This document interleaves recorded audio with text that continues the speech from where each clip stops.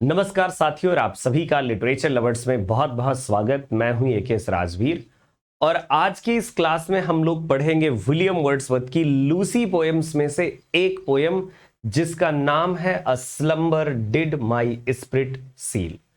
ये जो दोस्तों पोएम है वेरियस एग्जाम्स में है। अभी मैं बात करूं रिसेंट की तो एमपी ग्रेड 1 मेंस एग्जाम या चयन परीक्षा जो होने वाली है उसमें ये प्रेस्क्राइब्ड है, और हमारा एमपी ग्रेड 1 चयन परीक्षा का नया बैच शुरू भी हो चुका है। तो ज्वाइन करने के लिए देर किस बात की, फटाफट जो ये नंबर चल रहे हैं स्क्रीन में, इन नंबर्स पर अपना नाम और कोर्स का नाम लिख भेजिए। आपको पूरी जानकारी आ जाएगी हमारे पेड कोर्सेज से रिलेटेड। तो चलिए फिर इस पोएम के बारे में शुरू करते हैं, बातचीत करते हैं। लास्ट में कोर्स के बारे में बातचीत कर लेंगे और भी। A slumber did my spirit seal guys, ये विलियम वर्ड्सवर्थ की पोएम है और बहुत ही इंटरेस्टिंग पोएम, क्योंकि विलियम वर्ड्सवर्थ एक नेचर पोएट कहे जाते हैं। तो नेचर पोएट के साथ साथ उन्होंने कुछ और भी बातें लिखी हैं। एक्चुअली में जो विलियम वर्ड्सवर्थ थे गाइस, तो वर्ड्सवर्थ के बारे में अगर थोड़ी सी बातचीत किया जाए तो इनका बर्थ हुआ था 1770 के टाइम पीरियड में। विलियम वर्ड्सवर्थ का बर्थ 1770 में हुआ था और इनकी डेथ हो जाती है 1850 में। दोस्तों विलियम वर्ड्सवर्थ की शादी तो हुई थी मैरी हचिंसन के साथ, लेकिन विलियम वर्ड्सवर्थ को प्यार हो गया था जब एक बार ये फ्रांस गए थे। तो फ्रांस में मुलाकात हुई थी इनकी एनिटी वॉलन से। ये नाम बड़े इंपॉर्टेंट है, मैरी हचिंसन, एनिटी वॉलन। सो एनिटी वॉलन से मुलाकात होने के बाद इन्हें प्यार हो गया उनसे। लेटर ऑन एनिटी वॉलन वो प्रेग्नेंट भी हो जाती हैं और उन्होंने फिर गाइज एक बच्ची को जन्म दिया था। कैरोलिन नाम रख दिया गया था उस बच्ची का।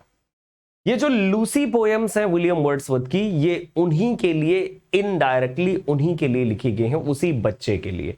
क्यों? क्योंकि विलियम वर्ड्सवर्थ लेटर ऑन उस बच्ची से मिल नहीं पाए, बिछड़ गए। मतलब फ्रेंच रेवोल्यूशन का टाइम पीरियड आया, फिर विलियम वर्ड्सवर्थ चले आए इंग्लैंड फ्रांस से, और लेटर ऑन गाइज उन्होंने, विलियम वर्ड्सवर्थ ने शादी भी कर ली मैरी हचिंसन के साथ।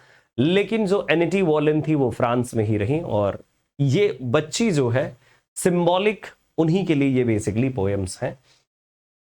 दोस्तों विलियम वर्ड्सवर्थ के बारे में तो मैंने शॉर्ट में बताया। एक nature poet, lover of nature, high priest of nature, admirer of nature, बहुत कुछ कहते हैं दोस्तों हम विलियम वर्ड्सवर्थ को। विलियम वर्ड्सवर्थ की जो 5 ग्रेट लूसी पोएम्स हैं, ये 5 पोएम्स हैं, और इन पोएम्स में slumber did my spirit seal, this is the last poem. बाकी आप देख सकते हैं strange fits of passion have I known, this is the poem. ये लूसी पोएम कहलाती है। ये पांचों पोएम लूसी पोएम्स कहलाती हैं। सी ड्वेल्ट अमंग द अनट्रॉडन वेज, ये दूसरी पोएम है Lucy. I travelled among unknown main, तो ये भी गाइज एक पोएम है, लूसी पोएम ही। ये थर्ड लूसी पोएम हो गई। 3 years she grew in sun and shower, so ये भी आपकी एक लूसी पोएम है। और लास्ट वाली a slumber did my spirit seal, जिसे मैं अभी आपको पढ़ाने वाला हूं।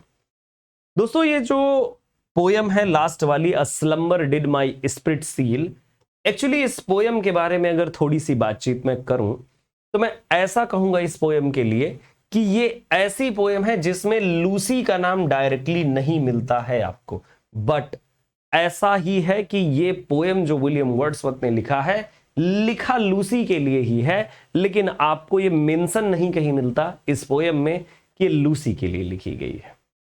पोएम बहुत छोटी है। बहुत छोटी का मतलब सिर्फ ये समझिए कि इसमें 8 लाइन्स हैं। 4 लाइन्स के 2 स्टेंजाज हैं, 2 स्टेंजा हैं और 4 लाइन्स के हैं, मींस 2 क्वार्टेंस आर देयर। 4 लाइन का जो स्टेंजा होता है उसे हम लोग क्या बोलते हैं? क्वार्टेन। सो देखिए 2 क्वार्टेन आपको मिल जाते हैं, यानी 8 लाइन्स आपको मिलती हैं।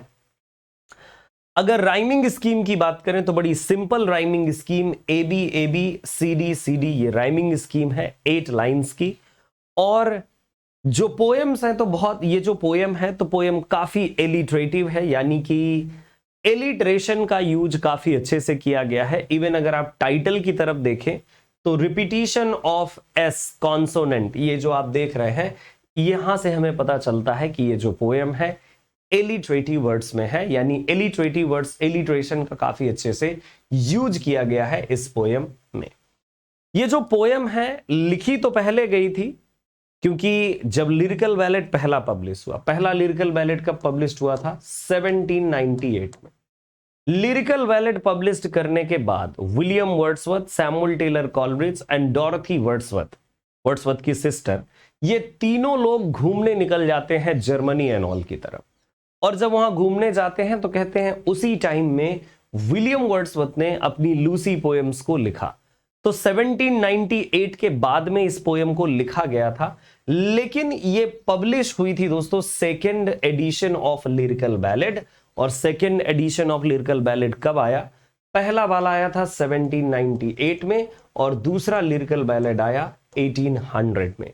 तो ये जो पोएम है 1800 के लिरिकल बैलेड जो बैलेट्स जो कलेक्शन पब्लिश्ड हुआ था विलियम वर्ड्सवर्थ का, तो ये उसी में पब्लिश्ड हुई थी। पोएम में लूसी का नाम कहीं मेंशन नहीं है, लेकिन स्टिल हम इसे लूसी पोएम्स में से एक पोएम कहते हैं। अब हम बातचीत करेंगे थोड़ा सा इसके टाइटल को लेकर के, टाइटल के बारे में थोड़ी बातचीत कर ली जाए। क्या है इसका टाइटल? ये जो दोस्तों पहली लाइन देखते हैं आप, a slumber did my spirit seal, यही इस पोएम का टाइटल है। ये जो लाइन है, this is the title of the poem as well, and part तो है ही, लाइन तो है ही। अ स्लम्बर डिड, स्लम्बर होता है बेसिकली डीप स्लीप, है ना, मतलब जब बहुत ही गहरी नींद जो होती है ना, तो जब बहुत ही गहरी कोई नींद में सो जाए उसे स्लम्बर बोलते हैं। माई स्पिरिट सील, माई स्पिरिट यहां पर बेसिकली अपने आत्मा, सोल की तरफ इंडिकेट कर रहे हैं। और सील का मतलब कि समझ लीजिए जैसे होता है ना कि उसे सील कर दिया गया है ना, उसे सील कर दिया गया, तो बेसिकली सीज होता है वो, है ना। तो ये जो सील वर्ड है यहां पर बेसिकली यूज किस लिए किया गया है? जैसे स्टैम्प एंड ऑल का यूज किया जाता है। कहने का इनका तात्पर्य है पहली ही मतलब टाइटल के थ्रू कि एक गहरी नींद ने मेरी आत्मा को क्या कर दिया? बिल्कुल सील कर दिया, बिल्कुल सील कर दिया एक गहरी नींद ने। और गहरी नींद जो बेसिकली है ये किस तरफ का इंडिकेशन है? तो गहरी नींद जो ये इंडिकेशन है ये किस तरफ का लग रहा है? तो मेरे हिसाब से अगर आप कहें कि क्या कहेंगे आप इसके लिए, तो मैं तो यही कहूंगा कि ये जो गहरी नींद वाला पार्ट है ये मौत की तरफ है, बोले तो शॉर्ट में मृत्यु की तरफ, ऑल अबाउट डेथ ऐसा लगता है। Slumber did my spirit seal, ऐसा ही लगता है ना कि जैसे ये जो बेसिकली आपकी पोएम है तो ये डेथ के रिगार्डिंग ही है, डेथ के इनविटेशन के रिगार्डिंग है, आप ऐसा कह सकते हो। ठीक है, ग्रेट। आइए चलते हैं। बेसिकली यहां पर William Wordsworth, how does he felt after death, मतलब विलियम वर्ड्सवर्थ ने किस तरह से फील किया लूसी की डेथ के बाद, ये कुछ उस तरह की फीलिंग्स को एक्सप्रेस करती है ये पोएम। सो एक इमेजिनरी पार्ट है, उसी को हम समझने की कोशिश कर रहे हैं। A slumber did my spirit seal, ये पहली लाइन है, मैं एक्सप्लेन करने की कोशिश करता हूं। A slumber did my spirit seal, एक स्लम्बर ने यानी कि एक गहरी नींद ने मेरी स्पिरिट को क्या कर दिया? सील कर दिया, बिल्कुल सील कर दिया, सील पैक, बंद कर दिया पूरा, समझिए। क्यों? I had no human fears. देखो अगर ऐसी बात कोई कहे, आज स्लम्बर डिड यानी कि एक डीप स्लीप यानी कि सीधे मृत्यु, कहते हैं I had no human fears, मुझे वो डर नहीं है जो ह्यूमन बीइंग के पास होता है। देखिए पोयम है बड़ी छोटी लेकिन है बड़े गहरे अर्थों में। I had no human fears, कहते हैं कि देखिए मुझे उन चीजों का डर नहीं है जिनसे मनुष्य प्रायः डरता है, मुझे उन चीजों का बिल्कुल भी डर नहीं है। I had no human fears, मुझे उन चीजों का डर बिल्कुल नहीं है जिनसे मनुष्य डरता है, क्योंकि मनुष्य को क्या लगता है? धीरे धीरे अपना वो टाइम पास करेगा, उसकी उम्र गुजरेगी और उम्र गुजरने के साथ एक दिन क्या होगा? एक दिन उसकी मृत्यु हो जाएगी, है ना। So I had no human fears, she seemed a thing that could not feel. लेकिन एक बात कहूं, मुझे ये नहीं कि मतलब उसकी डेथ हो गई और मेरी आत्मा बिल्कुल कचोट गई, मैं बिल्कुल कमजोर पड़ गया, या ये कहें कि मेरी जो आत्मा है बिल्कुल वो एकदम सील हो गई, शांत हो गई। तो ये नहीं कि ह्यूमन फियर यानी कि डेथ का फियर नहीं है। सी सीम्ड अ थिंग, मुझे ऐसा लगता है कि जैसे वो रही हो, she seemed a thing that could not feel. मुझे ऐसा लगता है कि वो महसूस नहीं कर पाई। वो महसूस नहीं कर पाई कहने का क्या मतलब है? देखिए, मनुष्य है, इंसान का जन्म होता है, इंसान अपने जन्म से लेकर के एक लंबे समय तक तमाम तरह के संघर्ष करता है, सुख और दुखों को देखता है। धीरे धीरे उसे एहसास होता है कि मृत्यु आएगी। देखिए, क्योंकि मृत्यु तो जीवन का सच है, सत्य है, तो उसे तो आना ही है। लेकिन लूसी की बात कर रहे हैं Wordsworth, she seemed a thing, मुझे ऐसा लगता है कि वो ऐसी रही that could not feel the touch of earthly years. क्या नहीं फील कर पाई? टच ऑफ अर्थली ईयर्स, पृथ्वी पर बिताए जाने वाले समय को तो बिल्कुल नहीं फील कर पाई। जैसे मैंने बताया ना कि ह्यूमन बीइंग, जैसे हम पैदा हुए, जिएंगे, लाइफ को एक्सपीरियंस करेंगे, आप एक्सपीरियंस कर रहे हैं लाइफ को, सुख दुख देखेंगे, संघर्ष देखेंगे, है ना, सारी चीजें देखेंगे। But she seemed a thing, वो ऐसी प्रतीत होती है दैट कुड नॉट फील। ऐसा लगता है कि जैसे वो फील नहीं कर पाई, तो क्योंकि लूसी बच्चा ही थी, तो इसीलिए समय से वो पहले चली गई, समझ ही नहीं हो पाई कि जीवन क्या है और मृत्यु क्या है। The touch of earthly years, इस पृथ्वी पर बिताए हुए समय को, सालों को वो बिल्कुल भी शायद नहीं समझ पाई होगी, फील ही नहीं कर पाई होगी। तो ये दोस्तों आपका पहला स्टेंजा है, a slumber did my spirit seal, यानी कि एक गहरी नींद, मृत्यु ने मेरी आत्मा को क्या कर दिया? सील कर दिया। मृत्यु ने मेरी आत्मा को सील कर दिया। क्यों?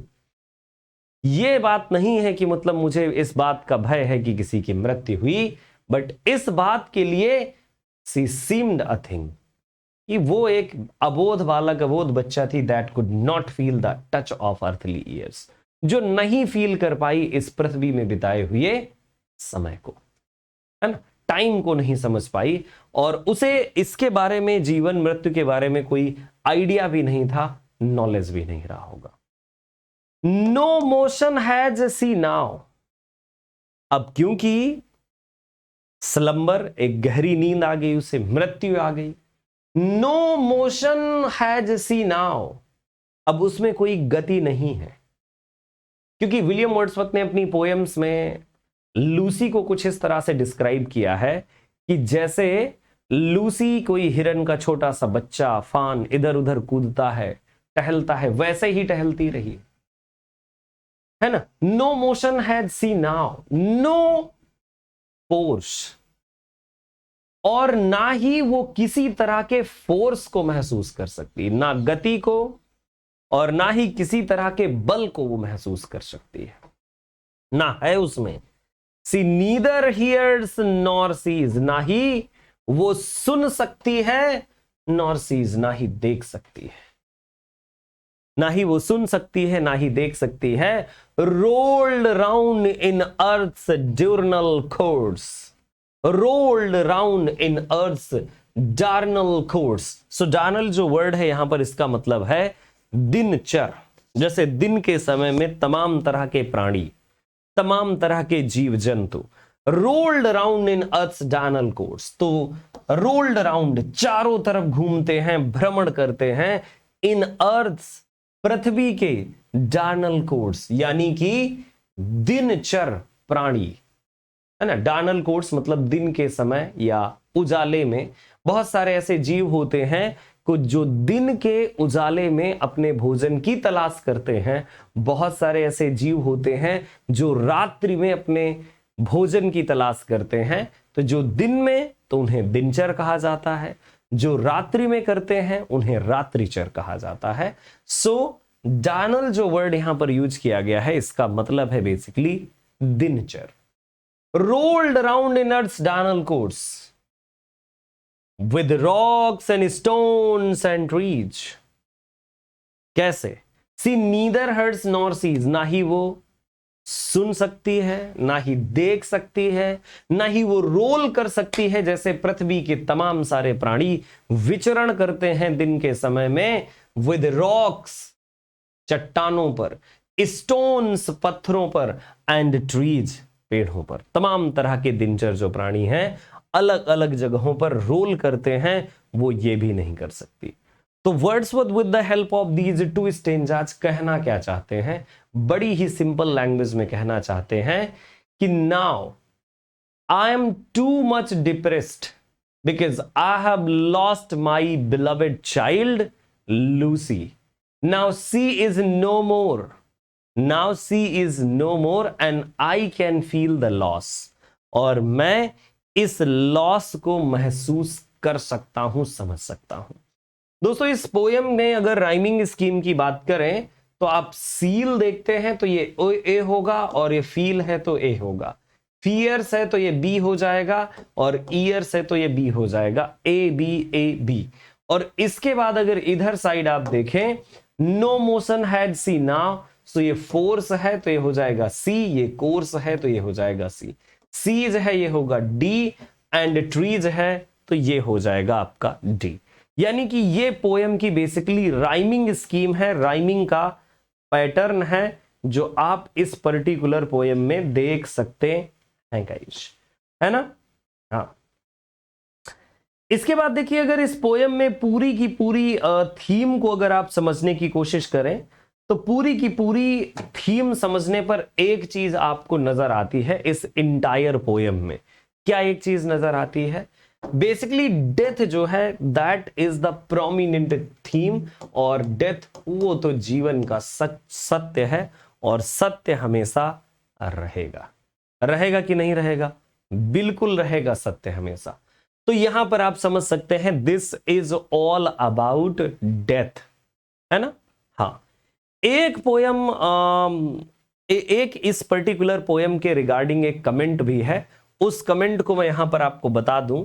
देखिए Samuel Taylor Coleridge, STC, Samuel Taylor Coleridge, Samuel Taylor Coleridge ने इस पोयम के रिगार्डिंग कमेंट किया है, कहा है कि ये जो पोयम है एक सबलाइम एपीटैफ है। क्या होता है एपीटैफ?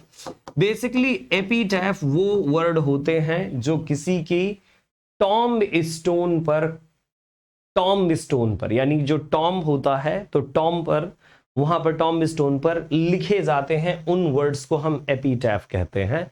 तो सैमुअल टेलर कॉलरिज का कहना है दिस इज सबलाइम एपीटैफ, एक बहुत ही उदात्त, सबलाइम का मतलब होता है उदात्त, ये बहुत ही बढ़िया और बेस्ट एक एपीटैफ है जो लूसी की डेथ पर लिखा गया। बेसिकली तो ये 2 लाइन की स्टेंजा है, और ये जो पैटर्न है इसे हम लोग कौन सा पैटर्न कहते हैं?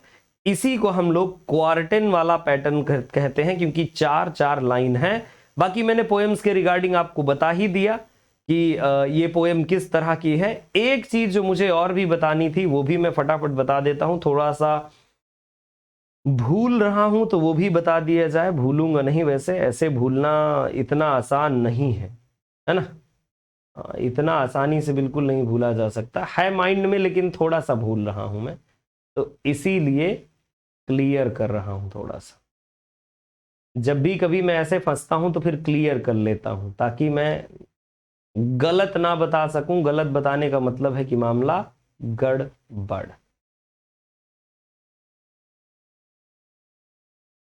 ओहो, ठीक है, अब नहीं नजर नहीं आ रहा है, नहीं तो नजर आ जाता तो डेफिनेटली मैं आपको बता ही देता, लेकिन मुझे लग रहा है नजर नहीं आ रहा है।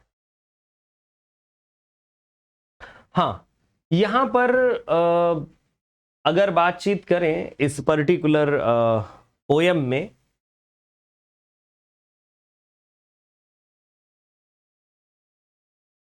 इस पोयम में कई तरह के फिगरेटिव डिवाइसेस का यूज किया गया है, जिनमें से देखिए जैसे जो सबसे ज्यादा फिगरेटिव डिवाइस आपको नजर आता है वो क्या है? तो देखिए ये एस का रिपीटिशन जो है ये एलिट्रेशन की तरफ इंडिकेट करता है। सी सीम्ड का रिपीटिशन आपको एलिट्रेशन की तरफ इंडिकेट करता है। सी सीम्ड थिंग दैट, ये एलिटरेटिव लाइंस मानी जाएंगी क्योंकि यहां पर टी और टी का रिपीटिशन है, एस और एस का रिपीटिशन है ना। और अगर ऐसा रिपीटिशन है तो वो बेसिकली माना जाएगा एलिटरेटिव पैटर्न या एलिटरेशन वाला पैटर्न, है ना। तो वहां पर आपने देखा एलिटरेशन आपको देखने को मिल रहा है। तो ये एक डोमिनेंट फिगरेटिव डिवाइस है जो यहां पर यूज किया गया है इस पोएम में। राइमिंग स्कीम मैंने आपको बता ही दी है ना। और बाकी के लिए मेरे साथ ऐसे ही ट्यून रहिए, मैं आपको कुछ ना कुछ पढ़ाता चलूंगा और पढ़ता चलूंगा। सो दोस्तों, थैंक यू सो मच। इस पोएम में मेरी तरफ से इतना ही। और अगर आप इस चैनल पर नए आए थे तो सब्सक्राइब जरूर कीजिएगा, पुराने हैं तो ऑलरेडी आपको पता ही है कि आपने कर रखा है। बाकी एमपी ग्रेड 1 के लिए जैसा मैंने बताया कि एमपी ग्रेड 1 के लिए नया बैच शुरू हो चुका है आपका, और इस नए बैच को ज्वाइन करने के लिए आप हमारे दिए गए नंबर पर व्हाट्सएप कीजिएगा अपना नाम और कोर्स का नाम, आपको जानकारी आ जाएगी। कैसा लगा आपको वीडियो कमेंट बॉक्स में जरूर बताइएगा। Thank you so much. जय हिंद, जय भारत।